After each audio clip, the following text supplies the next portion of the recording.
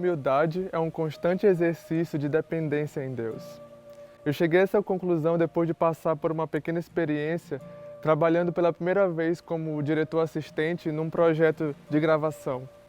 Nós estávamos naquele dia todos envolvidos, desempenhando diferentes funções no set de gravação e em um certo ponto nós precisávamos buscar uma mesa em um outro lugar e eu rapidamente me ofereci para ajudar.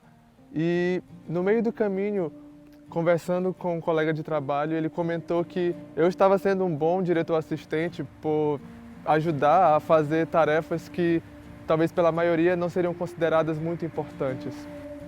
Mas naquele momento eu percebi que ainda assim existia dentro de mim a tentação de não querer fazer aquelas tarefas que não eram talvez tão reconhecidas ou tão importantes para a maioria das pessoas.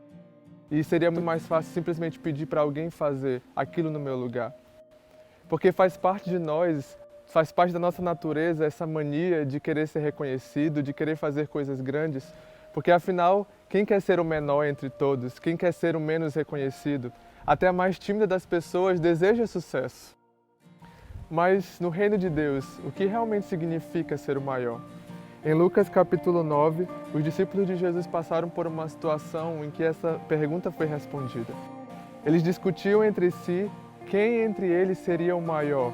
E Jesus, sabendo o pensamento deles, mostrou que, na verdade, a matemática do reino dos céus é inversamente proporcional à nossa, ao colocar uma criança ao lado dele para simbolizar quem realmente é o maior no reino de Deus.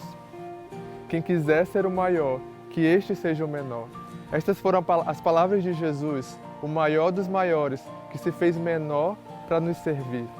E é interessante que enquanto eles perdiam tempo discutindo quem era o maior entre eles, a passagem continua dizendo que haviam pessoas do lado de fora que estavam fazendo o que os discípulos deveriam estar fazendo. Pessoas que não estavam tão preocupadas em ser um deles. Porque o nosso lugar não é em círculos discutindo quem merece mais reconhecimento.